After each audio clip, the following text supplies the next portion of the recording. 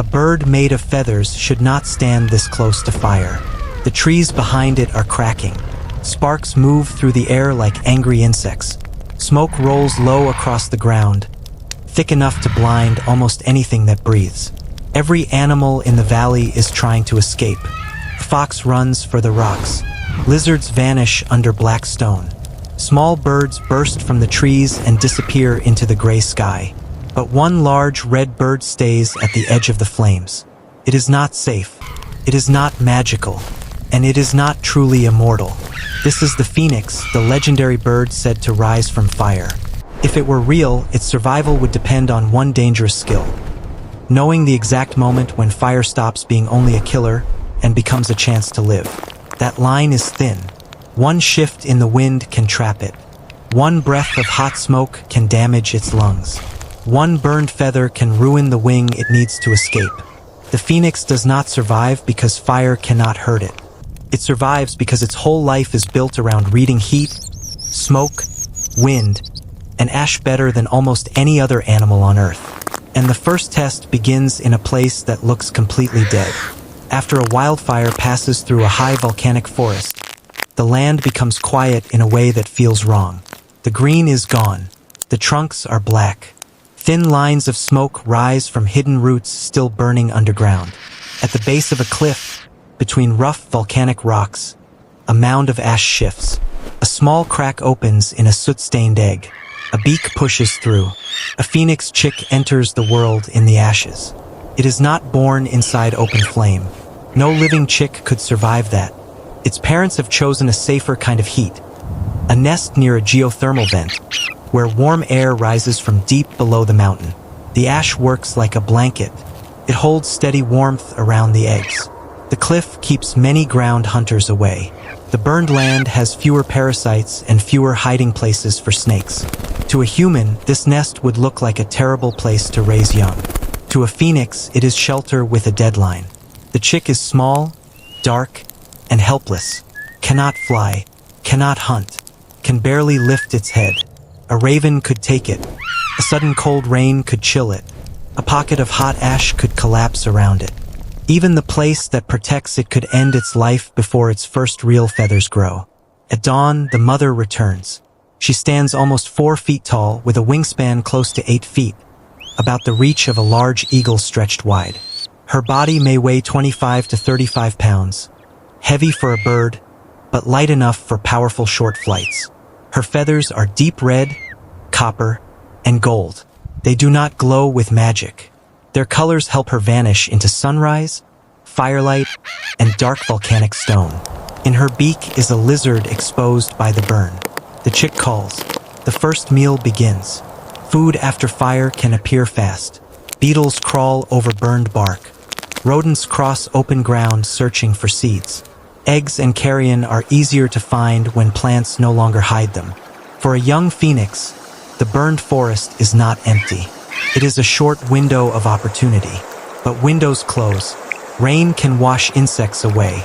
New plants can hide prey again. And in a burned forest, fire can return without warning. The chick's first lesson is simple. Ash can warm the nest. Ash can also bury it. Weeks pass, and the chick begins to change. The soft, dark down gives way to stronger feathers. Its legs become thick and scaly, built for hot rock and sharp ground. Its feet grip black stone better than soft forest soil. It steps out of the nest for the first time. The world is bright and dangerous. The mother does not waste energy chasing every movement. She waits. She watches from high-burned branches. Then she drops when the target is close. That is how a predator survives in a hard place. Not by attacking everything, but by choosing the one moment that matters. At first, the chick pecks at insects in the ash. Later, it pulls at carrion and follows its mother to a warm stream, where fish gather in volcanic pools. A real phoenix would need a mixed diet. Fire-shaped habitats change too quickly for a picky animal. His body helps, but only within limits. Narrow nostrils may keep out some ash. Powerful bird lungs can move air efficiently. But no bird can breathe smoke forever. Even the phoenix must learn which ridges carry clean wind, which canyons trap smoke, and which black slopes are still hot enough to burn its feet. Then the mountain gives the chick a lesson no parent can soften. A dry storm crosses the ridge. Lightning strikes a dead pine. First, the flame is small. Then it finds dry needles. Wind pushes it downhill. Grass flashes orange. The chick sees the forest light up behind it. Cannot fly yet. Its wings beat hard, but they only lift it for a few desperate feet at a time. The mother calls from higher rock. The chick runs toward her, stumbling over roots, ash, and broken stone. Downhill would be easier, but smoke is gathering there. Uphill is harder, but the air is cleaner. Flames move faster than its legs. For a moment, the young phoenix is exactly what every other young animal is. Small, slow, and one mistake away from death. Then it reaches bare rock. Fire races through the grass below and loses its fuel at the stone. The chick survives, but its wing feathers are singed at the edges. It will not forget the smell of burned keratin, the same material found in feathers, claws, and hair. Fire has fed it. Fire has warmed it. Now fire has almost taken it. A legend rises easily. A real phoenix survives by learning what almost killed it. By its second year, the bird is large enough to leave the nest cliffs for longer flights. It does not flap constantly like a small songbird.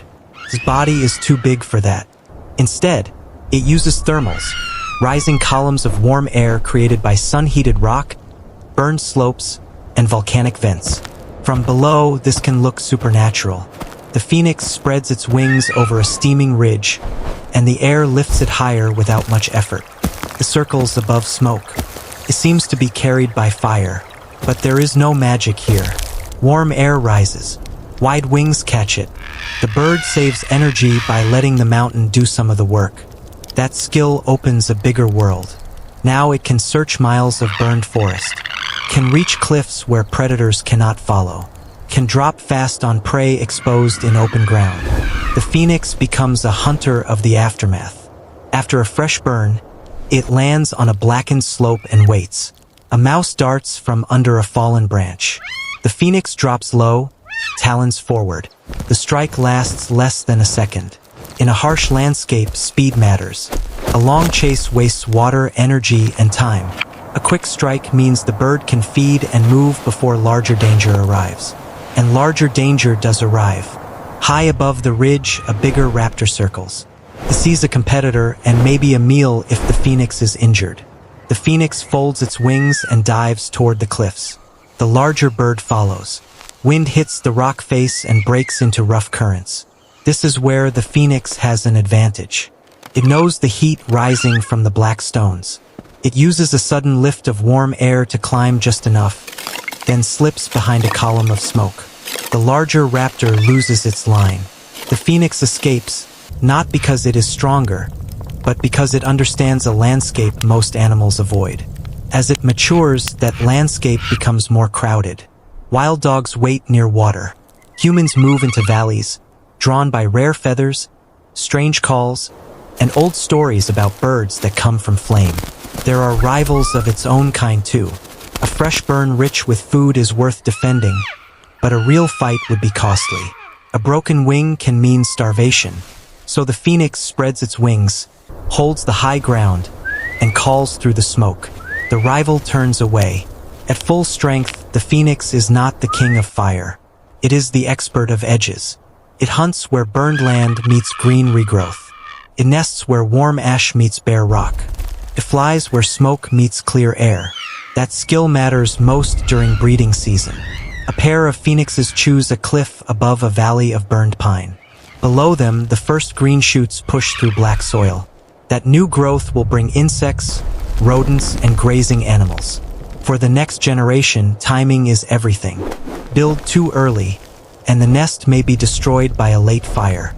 Build too late, and food may vanish before the chicks can grow.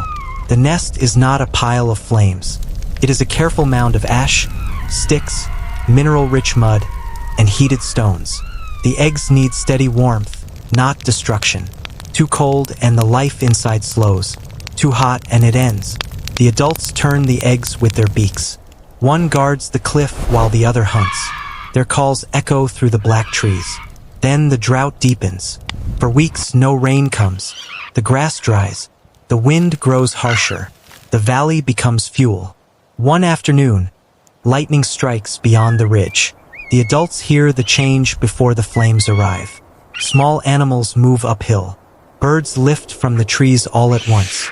The phoenix pair face the hardest problem of their lives. The eggs cannot run.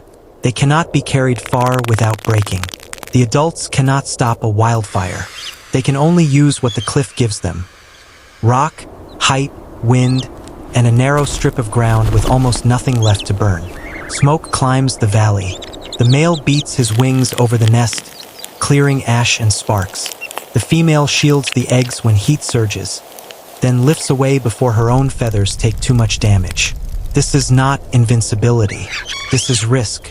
The fire reaches the green edge below the cliff and roars upward. Then it hits the old burn scar, the area with little fuel left from the last fire. The flames shrink. They crawl instead of run. For a few minutes, the future of the nest depends on a simple fact. Fire cannot burn what is already gone. The adults hold. By morning, the cliff is black, hot, and quiet. One egg is cracked and empty. It did not survive the heat, but another egg moves. A tiny beak taps from inside. The adults lower their heads as the chick breaks through. This is where the myth is born. An old fire passed through. A new fire came again. And from the ash, a bright bird appeared. People watching from far away would not see the careful nest, the lost egg, or the long hours of danger. They would only see the miracle. But the real story is stronger. The phoenix rises because survival is not clean. It comes with failures, scars, and timing so close that one change in wind can decide everything. Years pass. The chick grows, learns the ridges, and one day rides the same warm air that lifted its parents. The adult phoenix grows older. Age comes to every animal, even one wrapped in legend. The red feathers dull. The wing beats slow. A talon cracks on volcanic stone. A cloudy eye makes hunting harder.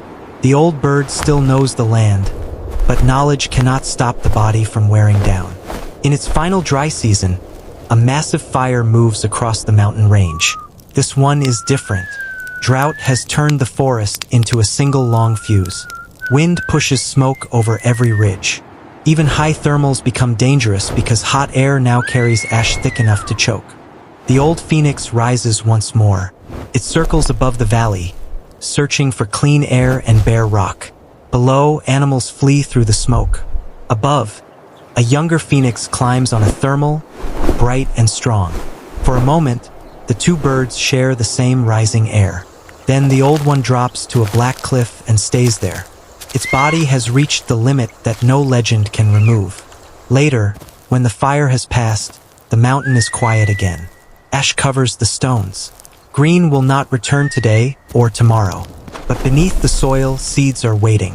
In the cracks of the cliff, warm air still rises. Somewhere in the burned scar, a young phoenix opens its wings.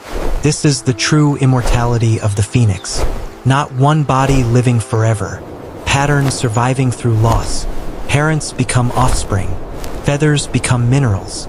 Forests become ash, then shoots, then shelter, then forest again.